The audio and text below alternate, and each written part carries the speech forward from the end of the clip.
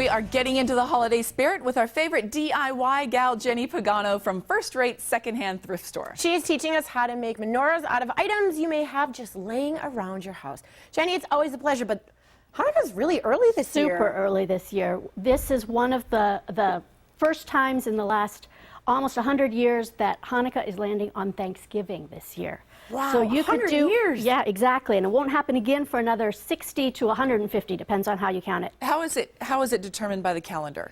The Jewish calendar is a lunar calendar, and the Gregorian calendar that we follow is a solar calendar, so they don't always match up. Okay. Have fun, because now for people, they can decorate for Thanksgiving and Hanukkah and everything. Exactly. I'm thinking latkes with cranberry sauce. Yes. Doesn't that sound good? It sounds delicious. So you could certainly put your traditional Hanukkah menorah on your Thanksgiving table, but if you wanted to shake things up a little bit, you could go to your thrift store and find some interesting pieces that you could create your own menorah. Well, we like to shake things up, and we know you do too. Absolutely. So what do you got for us? So you could use sort of traditional candle holders. Brass is back. It is back. It is back, and I'm liking it. Last year, I probably would have painted these. This year, I like them just the way they are. So I would keep these just the same way. I encourage people to just make it work. So sometimes your candles don't fit quite in there. Maybe flip it over and use a votive candle. Cool. Now, for a Hanukkah menorah, you need 8 candles.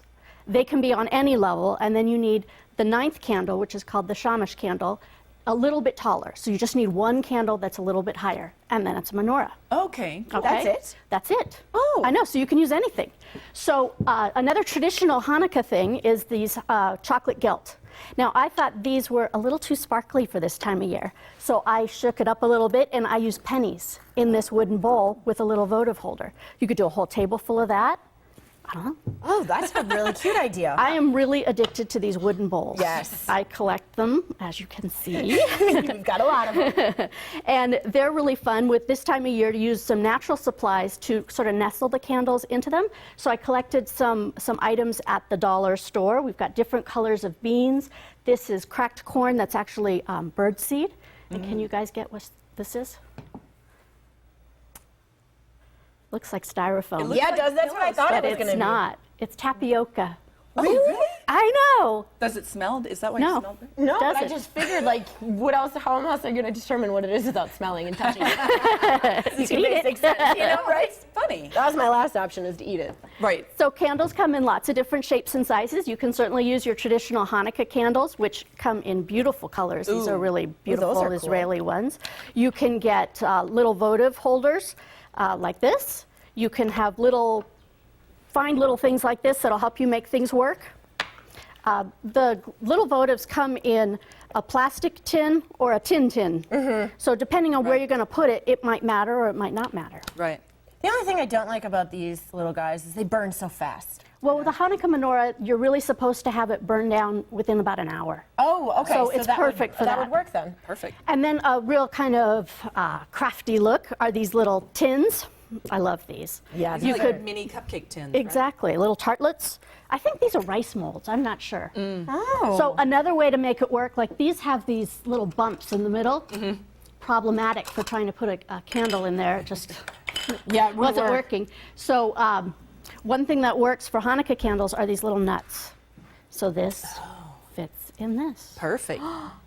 And then, Screw it in. see, I've got one in there. Oh, look at that. Oh, cute. And is this an oil can It's thing? just a funnel, a funnel. flipped upside down. Right. That's cute, though. It really works. Yeah, so you could use a whole collection of those, or you could use this as a shamus candle with the lower candles. Another thing I tried was making these little, I don't know, what do you call these? They're like, are they clay or? Yeah, what did you make it I out of? made some homemade Play-Doh. Oh, there you go. So it's flour, salt, and water, and it dries, and I nestled this one into this middle, whoa. Right. I stuck your Israeli candle in there. Yeah. Yeah, those are It was pretty colorful. All right, real quickly, Whoops. Jenni, what's this Okay, guy? these are a more modern look, so you could use all of one type of glass that's real contemporary looking, and you've got a more contemporary candle. And then finally over here, we have some olive oil candles. What are we doing with that? We're gonna burn stuff. We're going to burn stuff. So pour a little bit of olive oil into the dish one. The tapioca dish? Is that what it is? I don't know. I figure we have tapioca. Just that much? A little bit more. Okay. You need about 1/8 of an inch, 1/4 of an inch, something like that. Okay. And then I made my own little floating wicks, Oh, and I've cute. pre-soaked them so they will light. Okay. But you can buy float it? them, yeah, float it, and then light it. Really? Playing with fire at work. Holy cow. And look at how easy that is. That is a cute idea. Okay, It come on. does take a baby. little time to light them. Burn, baby, burn. Oh, I think you got it.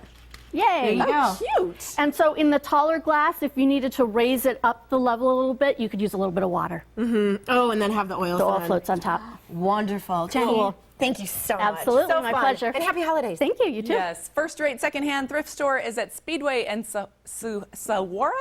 Is that the name of that street? It is Saguaro. Okay. It's between It's with Wilmot an and H, Craycroft. so it's confusing. To learn more about them, just call 327-5252 or go online to firstratesecondhand.org. Again, that's 327-5252 or firstratesecondhand.org.